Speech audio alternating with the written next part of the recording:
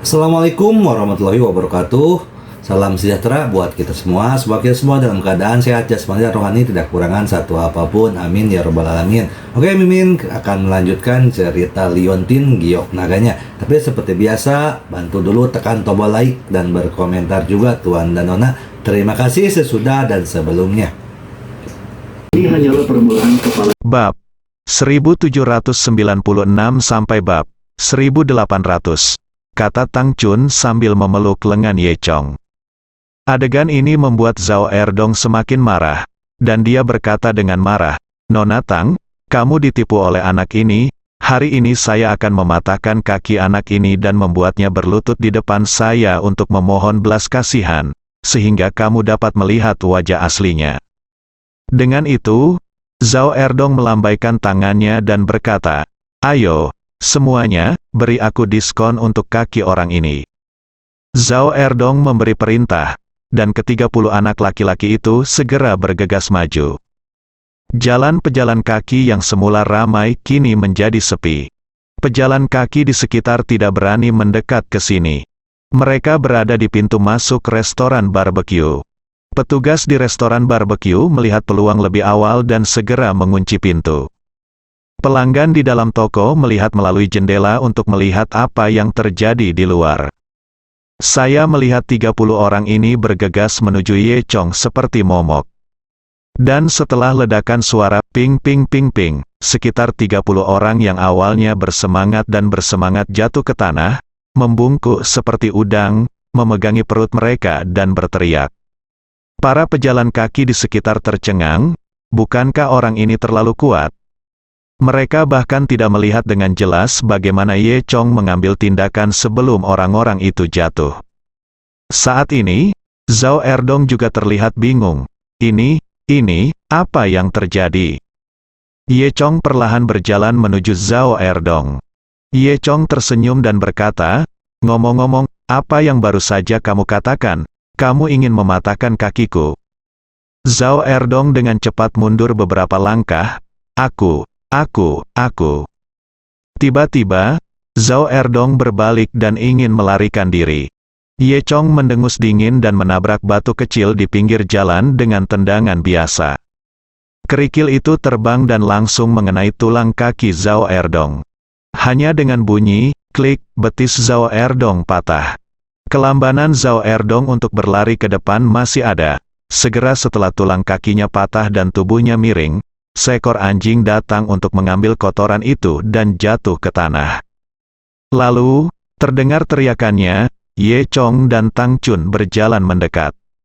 Tang Chun berkata, "Tuan Zhao, saya sudah memberitahu Anda bahwa pacar saya memiliki temperamen buruk dan Anda masih bersikeras memprovokasi dia." Ye Chong berkata sambil tersenyum, "Anda baru saja mengatakan bahwa Anda harus berlutut di tanah dan memohon minta ampun. Kalau tidak kamu akan melakukannya. Jangan ampuni aku. Cepatlah, jangan buang waktu kita." Zhao Erdong bahkan marah. "Kamu, apa yang akan kamu lakukan? Apakah kamu tidak ingin berlutut?" Ye Chong bertanya. Wajah Zhao Erdong memerah karena malu. "Apakah Anda memintanya berlutut dan memohon belas kasihan di depan umum, dan masih di depan dewinya? Itu lebih buruk daripada membunuhnya?" Zhao Erdong berkata, "Jangan pernah memikirkannya, cendekiawan tidak bisa dibunuh. Saya tidak akan pernah." Sebelum Zhao Erdong menyelesaikan kata-katanya, dia berteriak. Ternyata Ye Chong menginjak-injak dan mematahkan kaki Zhao Erdong yang lain. Ye Chong berkata, "Karena kamu sangat jujur, maka aku akan membantumu dan membunuhmu." Pada saat ini, Zhao Erdong menyadari bahwa dia takut. Dia tahu bahwa Ye Chong benar-benar dapat membunuhnya.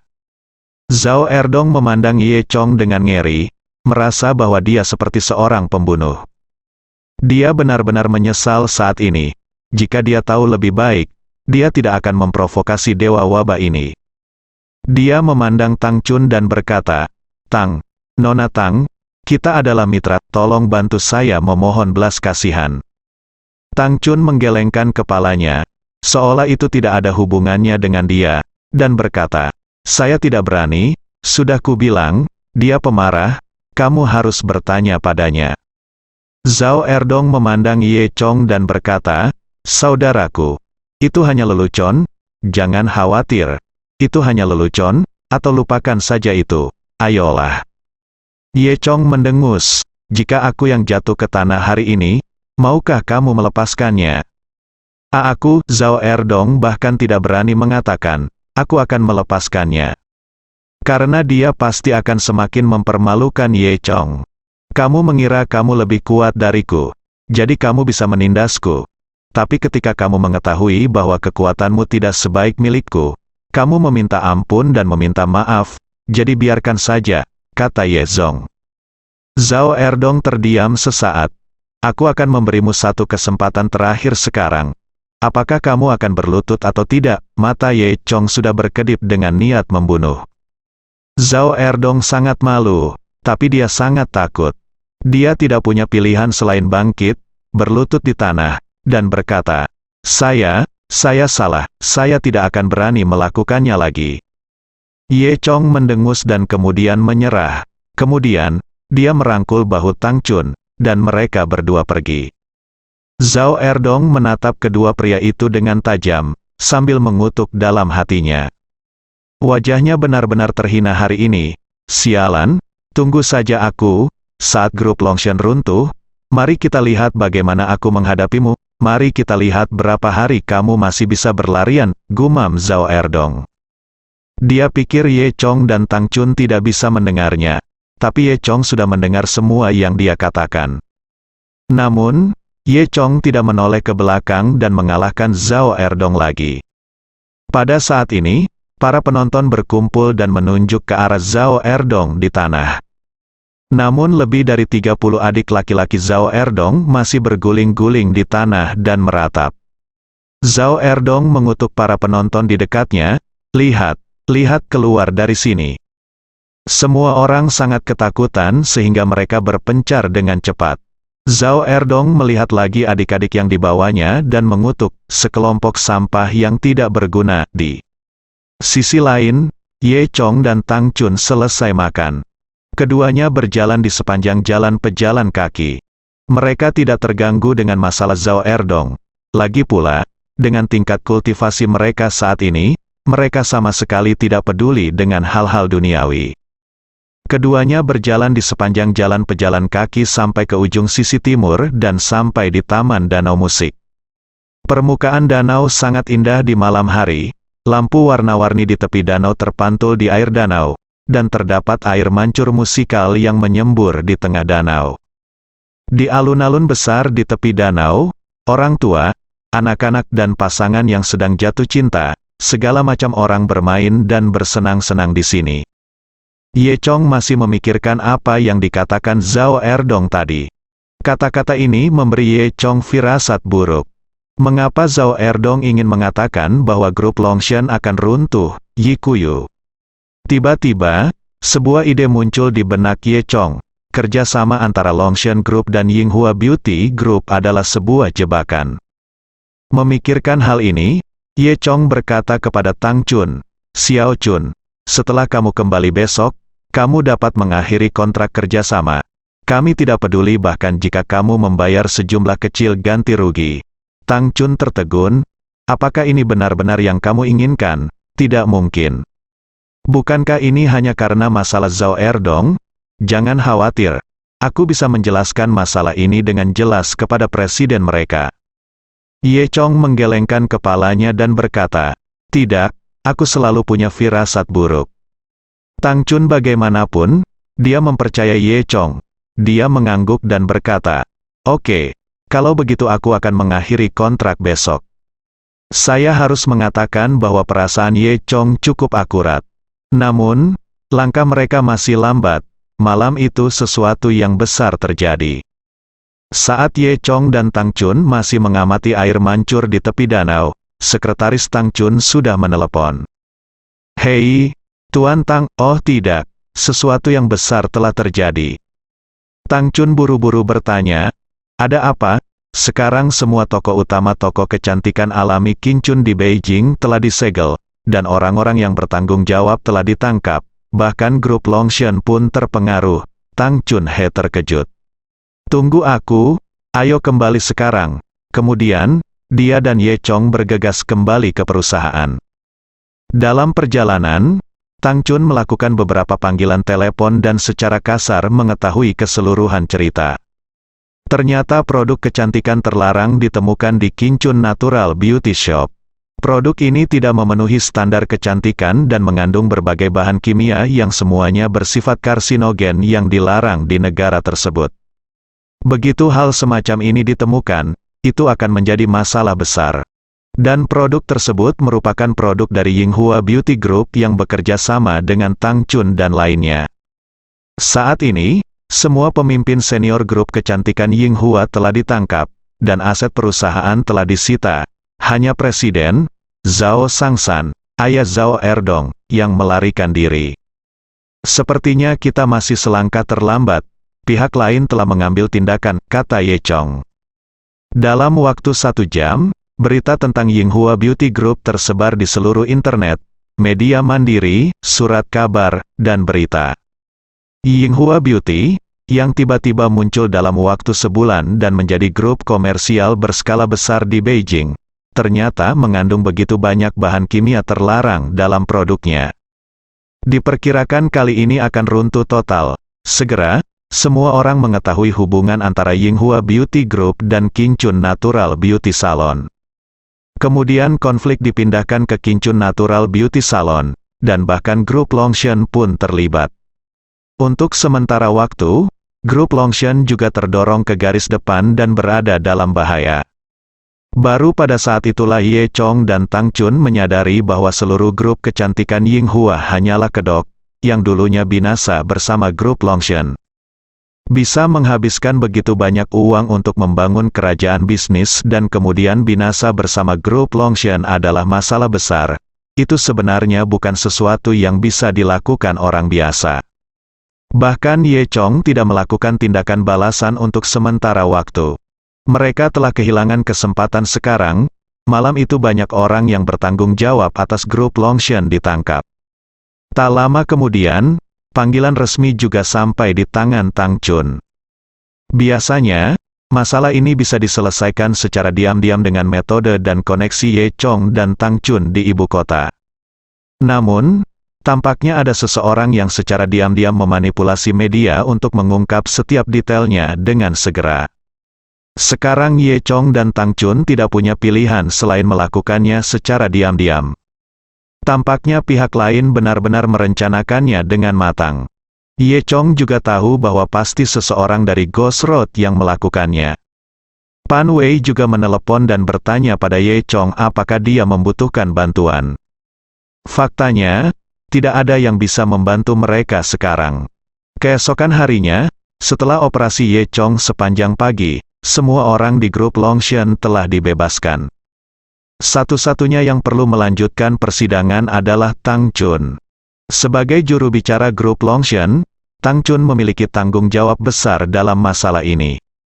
Ye Chong dan Tang Chun mengundang tim pengacara paling terkenal di Beijing untuk melihat apakah ada solusi.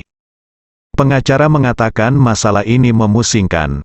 Dia memberitahu Ye Chong dan Tang Chun, jika grup Longshan hanya bekerja sama dengan grup Yinghua, tanggung jawab utama sebenarnya tidak ada di tangan kami. Namun, saya mendengar bahwa penanggung jawab grup Yinghua bersikeras bahwa Tuan Tang mengetahuinya.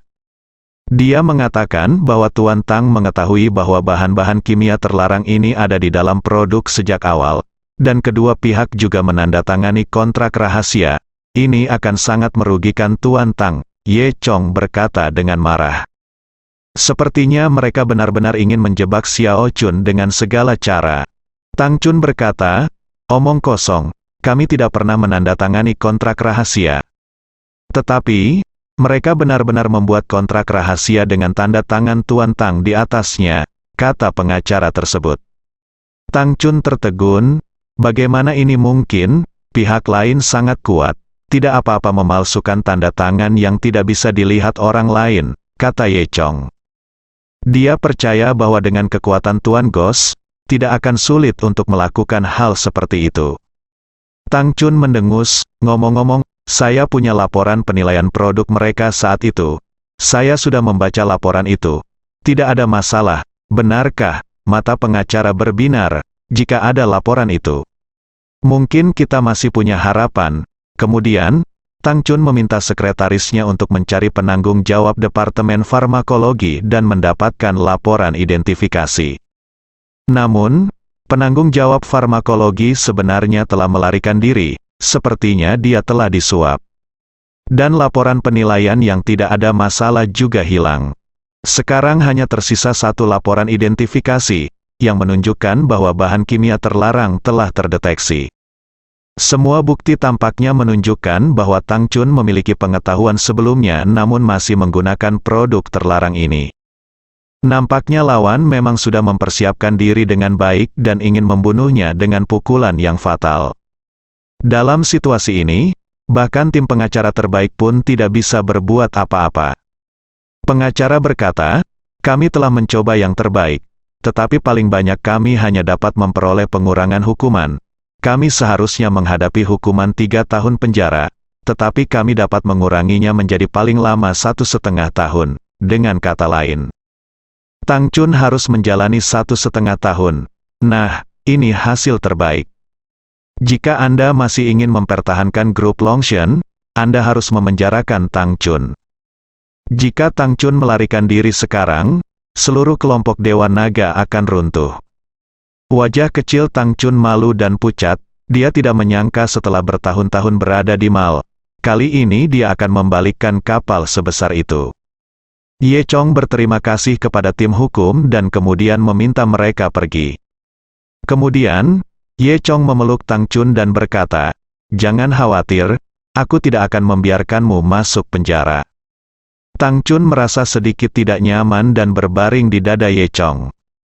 Setelah sekian lama, Tang Chun berkata, "Bagaimana kalau saya masuk penjara?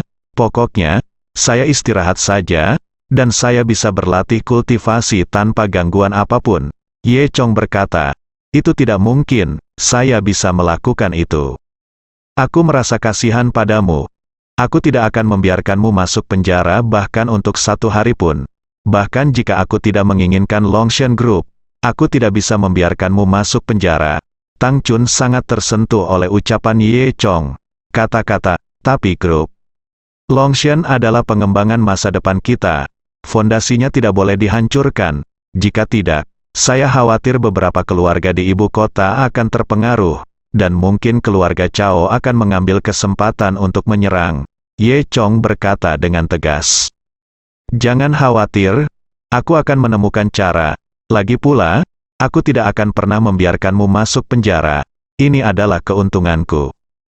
Saat Ye Chong mengerutkan kening, memikirkan apa yang harus dilakukan, tiba-tiba ada Palin berseru, "Halo, Tuan Ye, ini saya sudah mendengar tentang apa yang terjadi di sana.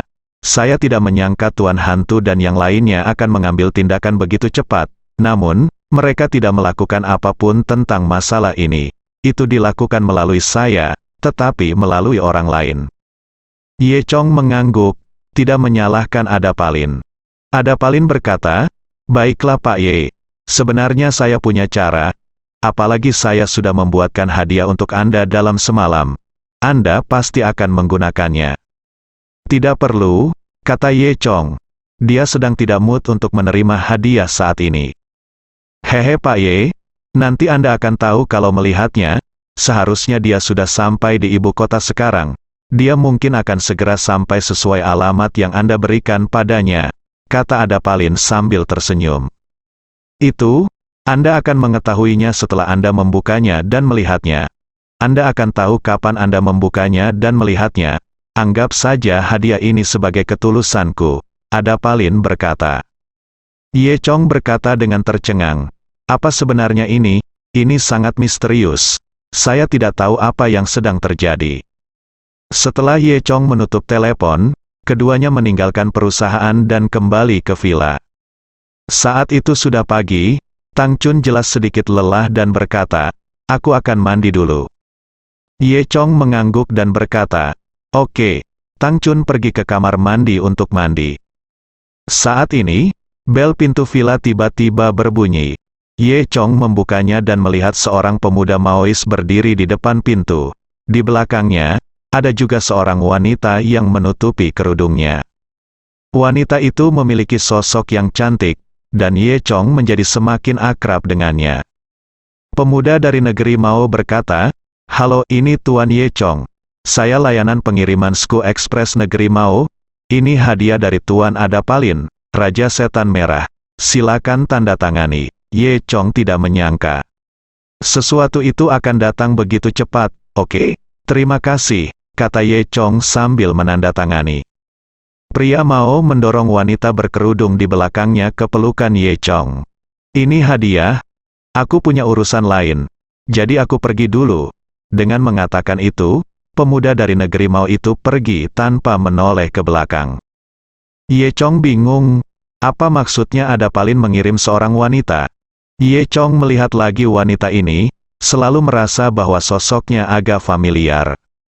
Ye Chong bertanya, "Siapa kamu?" Wanita itu tidak mengatakan sepatah kata pun. Ye Chong merasa aneh dan mengulurkan tangan untuk membuka tabir orang lain. Akibatnya, ketika wanita itu melepas kerudungnya, bahkan kultivasi Ye Chong pun terkejut. Ternyata itu Tang Chun, dengan kata lain, wanita ini persis seperti Tang Chun. Ye Chong akhirnya mengerti kenapa dia merasa sosok wanita ini familiar, karena itu persis sosok Tang Chun. Memikirkan hal ini, Ye Chong dengan cepat melihat ke kamar mandi dengan mata Dewa Naga, tempat Tang Chun yang asli sedang mandi. Melihat kulit asli Tang Chun yang putih dan lembut, Ye Chong akhirnya mengerti apa yang sedang terjadi. Ini adalah kaki putih besar. Tidak, ini teknik bonekanya, Ye Chong berkata pada dirinya sendiri. Ternyata dalam pelatihan hantu Adapalin terdapat teknik wayang yang bisa mengubah orang mati menjadi boneka dengan wujud apapun. Adapalin menggunakan mayatnya untuk membuat boneka yang mirip Tang Chun. Tak perlu dikatakan lagi, Ye Chong sudah memikirkan apa arti Adapalin. Dia ingin boneka ini masuk penjara, bukan Tang Chun Shi. Ye Chong tidak pernah menyangka Adapalin memiliki IQ sebesar itu. Ye Chong berjalan mendekat dan menyentuh wajah Tang Chun. Yang terakhir tidak menghindarinya, dia hanya merasa tentakelnya dingin. Kecuali suhu tubuhnya dan ketidakmampuannya berbicara, boneka ini sama persis dengan Tang Chun yang asli. Saat Ye Chong sangat terkejut, Tang Chun sudah keluar dari kamar mandi. Ia sudah selesai mandi, ia terbungkus handuk mandi, rambutnya masih meneteskan air, dan kedua betisnya yang terbuka juga tertutup tetesan air. Ketika dia melihat Ye Chong, yang sedang melihat dirinya sendiri, dia merasa sedikit linglung pada awalnya, kemudian menyadari dan menjerit. "Kenapa ada satu lagi? Apa aku terpesona?" tanya Tang Chun dengan wajah pucat. Ye Chong dengan cepat menjelaskan apa yang terjadi pada Tang Chun. Saat itulah Tang Chun menjadi tenang, dan kemudian dia melihat lebih dekat pada boneka Tang Chun, yang benar-benar mirip dengan dirinya. "Saya tidak menyangka ada teknik seperti itu," seru Tang Chun. Ye Chong tersenyum dan berkata, "Xiao Chun, kamu sebaiknya membungkus jubah mandimu dan menghela nafas, jangan masuk angin." Baru kemudian Tang Chun menyadari bahwa jubah mandi itu jatuh dari tubuhnya ketika dia ketakutan tadi. Dia tersipu dan segera mengambil jubah mandi dan melilitkannya ke tubuhnya. Keesokan paginya, dengan kerja sama tim hukum, pejabat tersebut mengadili Tang Chun Bian. Tang Chun dijatuhi hukuman 1,5 tahun penjara. Kecuali Tang Chun, grup Longshan dan lainnya tidak terpengaruh sama sekali. Dunia luar mengatakan bahwa ini adalah cara menyerahkan mobilnya demi menyelamatkan pria tampan itu. Sore itu, boneka Tang Chun dibawa pergi. Selama periode ini, Tang Chun yang asli secara alami tidak dapat muncul. Oleh karena itu, Ye Chong memutuskan untuk membawa Tang Chun kembali ke desa Xiaoye, di mana dia bisa tinggal bersama saudara perempuannya, Tang Men untuk sementara waktu. Grup Longshan untuk sementara diserahkan kepada Pan Wei untuk dikelola. Badai diredakan begitu saja. Ye Chong juga tahu bahwa jalan hantu tidak akan berakhir begitu saja, dan akan terus mengambil langkah selanjutnya. Namun dalam jangka pendek, hal ini seharusnya aman. Setelah menyelesaikan masalah di ibu kota, Ye Chong membawa Tang Chun kembali ke desa Xiaoye. Sekarang sudah bulan November. Meskipun musim dingin belum sepenuhnya memasuki ibu kota, salju pertama di desa Xiaoye telah turun. Saat ini, desa Xiaoye tampak seperti dunia es dan salju. Penduduk desa yang sudah setahun sibuk akhirnya bisa bersantai sejenak di musim ini. Mereka tidak lagi harus bertani dan menghabiskan lebih banyak waktu di kilang anggur. Tang Chun sudah lama mengunjungi desa Xiaoye. Tapi kali ini, ketika dia kembali ke desa Xiaoye, dia sangat terkejut dengan perubahan di desa Xiaoye. Saat ini, penduduk desa di desa Xiaoye sudah sangat kaya. Masing-masing rumah tangga mereka sudah lama membangun gedung bertingkat. Menurut standar kota, mereka kini tinggal di villa keluarga tunggal yang besar. Dan setiap rumah dilengkapi dengan mobil. Terutama kepala desa tua Ye Guangcai, yang baru saja mendapatkan SIM, dan dia harus mengemudi meskipun hanya tinggal beberapa langkah lagi untuk pergi ke desa. Namun, keterampilannya tidak terlalu bagus dan dia telah membunuh 4 angsa dan 5 ayam tua di desa tersebut. Di sisi lain, desa Xiaoye sangat cocok untuk ditinggali setelah diubah oleh Ye Chong. Ye Guangcai sekarang berusia lebih dari 80 tahun. Tapi dia semakin muda seiring hidupnya. Terakhir kali Tang Chun datang ke sini, dia bertemu Ye Guangcai. Sekarang dia terlihat lebih muda, dan dia jauh lebih energi dari sebelumnya. Selain itu, Ye Guangcai juga yang tertua di sekolah mengemudi. Semula sang pelatih mengira pemeriksaan fisiknya gagal, namun ia tidak menyangka bahwa kondisi tubuh lelaki tua ini lebih baik dibandingkan orang paruh baya berusia 50-an. Setelah Ye Chong dan keduanya kembali ke desa Xiaoye, mereka awalnya ingin menemukan Tang Men terlebih dahulu. Tang Men kini telah mengambil alih semua operasi manajemen grup Longshan desa Xiaoye dan kilang anggurnya. Harus dikatakan bahwa Tang Men memiliki kemampuan belajar yang kuat. Dia adalah orang yang pekerja keras. Dalam waktu singkat dia telah memperoleh banyak teori dan pengalaman manajemen dan mampu berdiri sendiri. Dia sedang keluar mendiskusikan bisnis karena ada urusan, jadi dia tidak ada di rumah. Ye Chong membawa Tang Chun kembali ke rumahnya dulu. Sepanjang jalan, ketika penduduk desa melihat Ye Chong kembali, mereka semua menyambut Ye Chong dengan penuh semangat. Penduduk desa ini tahu bagaimana bersyukur. Mereka tahu bahwa semua yang mereka miliki sekarang dipersembahkan oleh Ye Chong. Semua orang menyambut Ye Chong dengan hangat saat mereka melihatnya. Kepala desa, bagus, kamu kembali. Oh, Xiaoye, apakah kamu sudah membawa pulang pasanganmu? Gadis ini cantik sekali. Baru saja, kapan kamu akan menikah? Saat mereka berbicara, mereka mengikuti Ye Chong dan langsung pergi ke rumah Ye Chong. Saat ini, Li Sujuan dan Ye Jiangwo sedang berada di rumah, mengobrol dengan beberapa tetangga sambil duduk bersila di atas kang dan memakan biji melon. Tiba-tiba aku mendengar suara di luar. Akhirnya, menantu perempuan Qi Dazu yang berteriak, "Keluarga Ye tua, putramu kembali." Dia juga membawa menantu perempuannya kembali. Pasangan itu sangat gembira dan segera memakai sepatu mereka dan berjalan keluar. "Oh, nak, kamu masih tahu bagaimana cara kembali?" Ketika Li Sujuan melihat Ye Chong, dia datang untuk menyentuh ini dan itu, dan berkata dengan penuh kasih. Ye Jiangwo, sebaliknya, menatap Ye Chong dengan senyuman di wajahnya dan hanya tertawa, hehe, 2 kali. Inilah tawa seorang ayah yang sudah tua, yang mengandung cinta kebapaan secara perlahan. Li Sujuan kemudian menoleh untuk melihat Tang Chun dan merasa sangat gembira. Hehe, oke nak, kamu akhirnya memilih ini. Lumayan, katanya di telinga Ye Chong sambil tersenyum.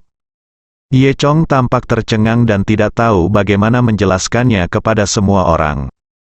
Saat dia sedang berbicara, dia mendengar suara rem mendadak di luar, dan kemudian jeritan angsa besar. Segera setelah itu, seorang lelaki tua keluar dari mobil perak.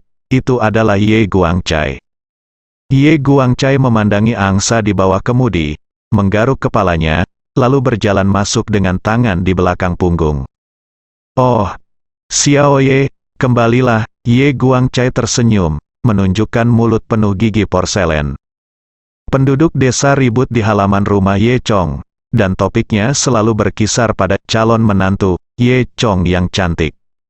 Ya Tuhan, gadis ini sangat cantik. Dia bahkan lebih cantik dari mantan sekretaris partai kita Zhou dan Dr. Lin. Ya, saya harus mengatakan bahwa putra Anda dari keluarga Ye benar-benar beruntung. Itu tidak baik. Sekarang kami tidak mengizinkan 3 istri dan 4 selir. Jika tidak, putra Anda harus menikahi mereka semua di rumah. Semua orang tertawa satu demi satu. Li Sujuan juga tampak bangga. Putraku sangat cakap. Dia mungkin bisa mengubah monogami suatu hari nanti. Ye Chong melirik Tang Chun diam-diam karena malu. Tang Chun mendengus dan memutar matanya pada Ye Chong. Semua orang mengobrol sepanjang sore. Dan baru setelah hari hampir gelap semua orang bubar. Tang Chun sekali lagi merasakan antusiasme penduduk desa di desa Xiaoye. Malam itu, Li Sujuan memasak makan malam yang sangat mewah. Saat memasak, Li Sujuan diam-diam menyeret Ye Chong ke dapur. Li Sujuan bertanya, "Kamu bocah, kamu memilih ini. Apa yang akan terjadi pada Yutong dan Lin Wan?" Ye Chong tidak bisa tertawa atau menangis. "Bu, kalian semua salah paham, saya membawa Xiao Chun kembali untuk menemukannya, Suster Tangman." "Apa?" Li Sujuan berkata sambil tersenyum. "Nak, apakah kamu masih tahu bagaimana harus merasa malu, ketika seorang mahasiswa laki-laki menikah? Apa yang membuatmu malu? Bibi kedua dan aku telah menyelesaikan hari-hari kita. Hari ketiga bulan depan akan menjadi hari yang baik." Ye Chong tidak repot-repot menjelaskan lagi, dan membiarkan Tang Chun menjelaskannya perlahan. Saat makan berikutnya, Li Sujuan sengaja duduk di sebelah Tang Chun, dengan senyuman di wajahnya, seperti seorang ibu tua yang baik hati. Ye Yuan masih kuliah dan tidak di rumah, hanya ada 4 orang di meja makan. Ye Jiangwo jarang berbicara, hanya terkikik di sana. Li Sujuan, sebaliknya, menanyakan tanggal lahir Tang Chun dan informasi lainnya secara detail. Semakin banyak dia bertanya, dia menjadi semakin bahagia dan puas. Malam itu, setelah makan malam, Ye Chong mengajak Tang Chun berjalan-jalan di desa Xiaoye. Saat ini, desa Xiaoye juga telah mengalami perubahan yang luar biasa. Pabrik anggur menjadi semakin besar. Di ladang pengobatan di pegunungan belakang, rumah kaca akan didirikan di musim dingin. Sejumlah mesin suhu konstan tercanggih di dunia dipasang di rumah kaca. Oleh karena itu, segala jenis tanaman obat langka dapat ditanam di ladang pengobatan sepanjang tahun. Faktanya, tingkat modernisasi di desa Xiaoye jauh lebih maju dibandingkan dengan banyak kota lainnya. Kemudian, Ye Chong memberitahu Tang Chun cara menggunakan dojo Dewa Naga. Selama periode waktu ini, Tang Chun dapat berkonsentrasi berlatih di desa Xiaoye. Setelah mengatur semuanya, hari sudah pagi keesokan harinya, dan Ye Chong meninggalkan desa Xiaoye melalui lingkaran teleportasi dan kembali ke Mingnan. Dia tidak mengucapkan selamat tinggal pada Li Sujuan dan Ye Jiangwo. Namun, pasangan itu sudah terbiasa dengan kembalinya Ye Chong yang tiba-tiba dan kepergiannya yang tiba-tiba. Mereka juga tahu bahwa putra mereka adalah seorang pria yang mampu melakukan hal-hal besar. Lagi pula, sekarang anak laki-laki itu telah membawa menantu perempuannya kembali. Selama menantu perempuan itu ada di sini, mereka tidak akan peduli dengan anak laki-laki ini lagi. Setelah kembali ke Mingnan, Ye Chong membereskan sebentar di villa, mandi, dan berangkat mencari Murong Yan setelah fajar. Dalam beberapa hari terakhir, Murong Yan telah menunggu Ye Chong dengan cemas. Dia sedikit khawatir tentang perjalanan yang akan datang, tapi dia juga menantikannya. Sejak pengobatan terakhir, kelumpuhan Murong Yan telah sembuh. Ye Chong sudah mengatakan yang sebenarnya kepada Murong Yan, dan Murong Yan tahu bahwa masih ada jiwa di tubuhnya. Meski jiwa ini belum pernah muncul sebelumnya, Murong Yan masih merasa sedikit canggung. Apalagi saat ke toilet atau mandi, ia merasa canggung, seperti ada yang sedang menatapnya. Meski keluarga Murong kuat, mereka juga tahu sedikit tentang dunia seni bela diri. Namun, Murong Yan masih sulit mempercayai kepemilikan jiwa semacam ini. Tapi karena Ye Chong yang mengatakan ini, Murong Yan tidak bisa tidak mempercayainya. Kini dia hanya berharap Dewi musim semi di tubuhnya akan meninggalkan tubuhnya secepatnya. Oleh karena itu, Murong Yan sudah tidak sabar menunggu Ye Chong akhirnya datang. Ye Chong sarapan di rumah Murong, mengucapkan selamat tinggal sebentar kepada Murong dan istrinya, lalu berangkat bersama Murong Yan. Kiki awalnya ingin mengikutinya apapun yang terjadi, namun pada akhirnya Murong Yan berjanji akan membelikannya skuter baru ketika dia kembali, jadi Kiki akhirnya menyerah. Sebelum berangkat, Ye Chong berkomunikasi dengan Dewi musim semi. Dewi musim semi memberitahu Ye Chong cara menuju reruntuhan Dewa musim semi.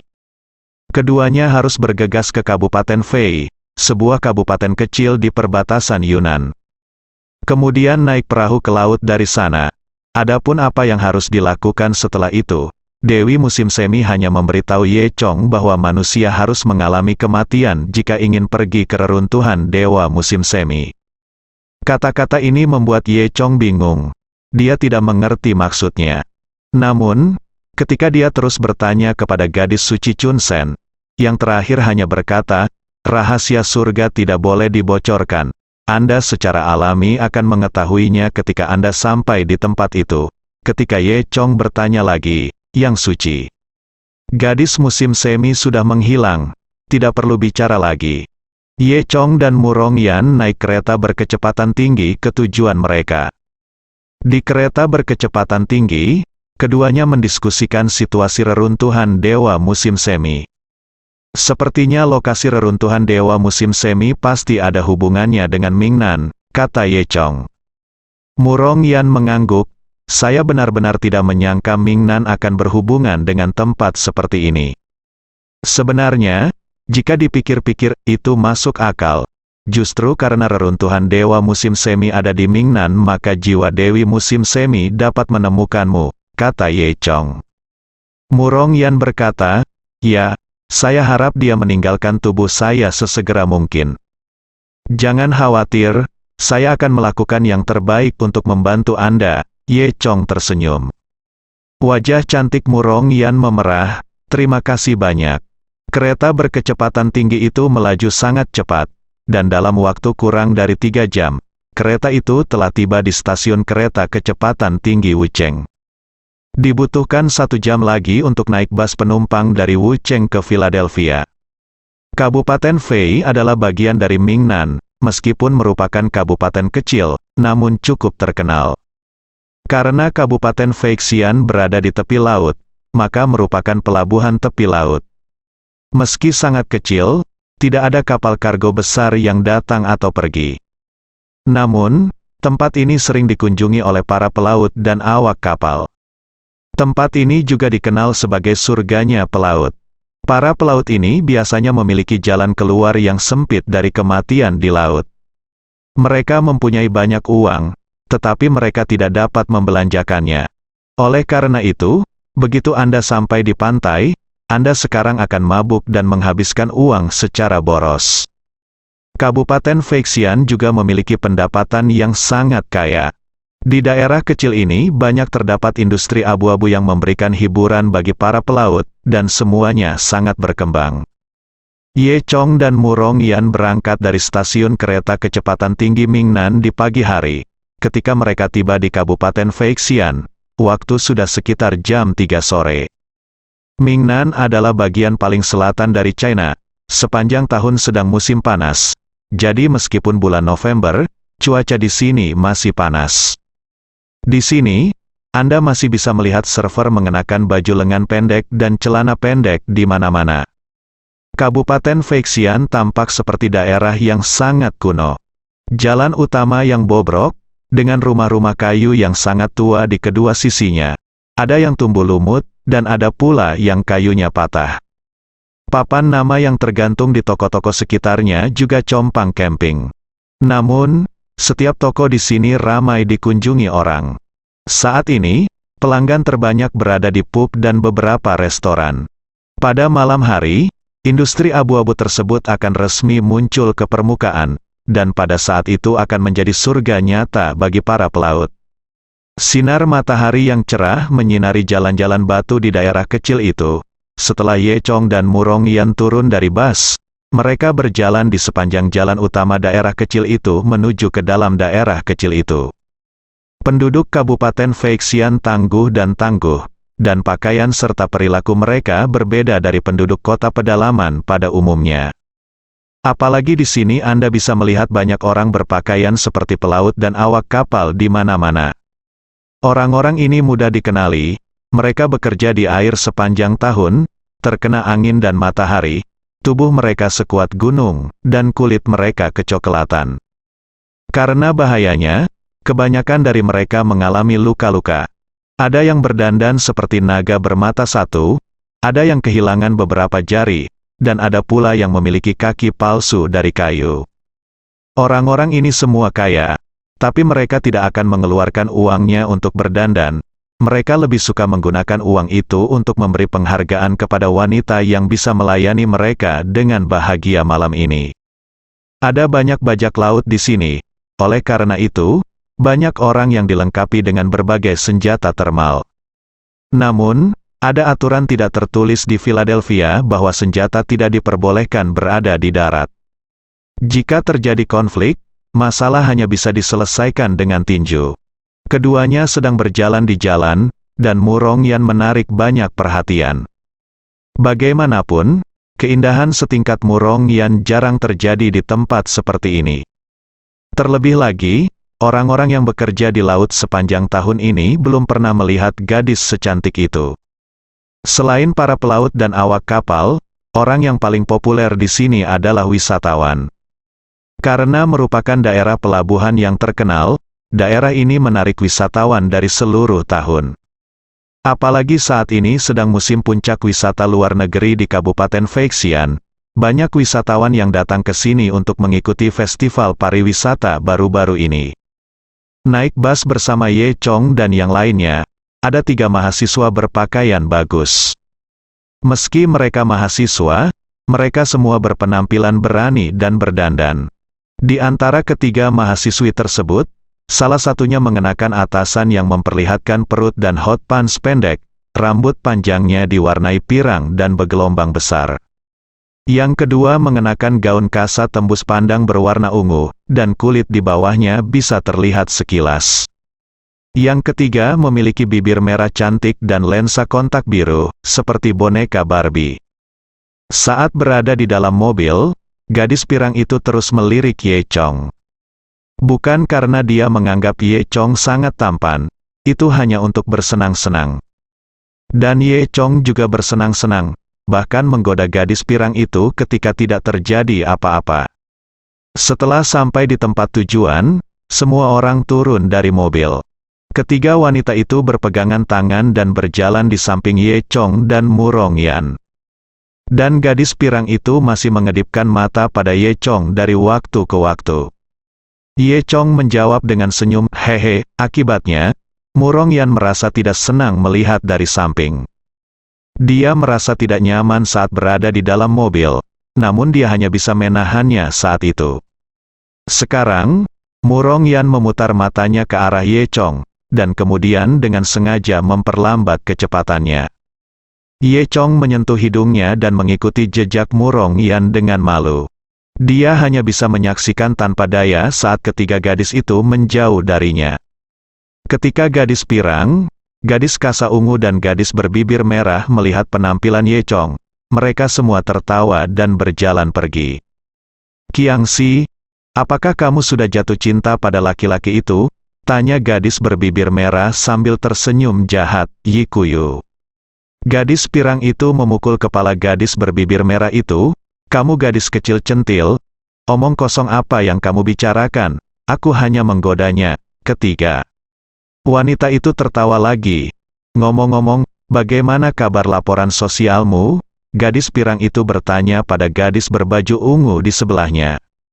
Aku hampir selesai, kata Zisamei. Apa temamu? Tanya gadis berbibir merah itu lagi. Zi Samei berkata, topik penelitian yang saya tulis adalah bagaimana memperlakukan pengemis di dunia ini dengan baik. Saya ingin menjadi orang yang peduli, saya ingin menyebarkan cinta saya ke seluruh penjuru dunia, kata Zi Samei ketika mereka bersemangat. Seorang lelaki tua yang bau tiba-tiba muncul di depan mereka. Orang tua itu mengulurkan tangan, beri aku uang. Oh, kamu membelinya, pergi, Zi Samei terkejut. Barang kotor itu bau, menjijikkan, pergi, dia berkata saat dia berjalan mengelilingi lelaki tua itu, seolah dia takut menabraknya. Dua orang lainnya tidak bisa berkata-kata, dan mereka tidak tahu apakah laporan Zi Samei akan mendapat poin 0. Jangan seperti ini, Sing, dia hanya lapar, kata gadis pirang itu. Saat dia berbicara, dia mengeluarkan sepotong roti dari tasnya dan menaruhnya di tangan lelaki tua itu yang memohon. Tuan tua, silakan makan. Sama-sama, kata gadis pirang itu. Kemudian, ketiga orang itu berjalan mengelilingi pengemis itu dan terus berjalan ke depan. Lelaki tua itu melihat roti di tangannya dan melemparkannya langsung ke kepala gadis pirang itu. Roti itu mengenai kepala gadis pirang itu dengan bunyi gedebuk. Orang tua itu mengutuk, dasar jalang, yang kuinginkan hanyalah uang, siapa yang menginginkan roti pecah-pecahmu? Setelah mengatakan itu, lelaki tua itu berbalik dan pergi, bersambung.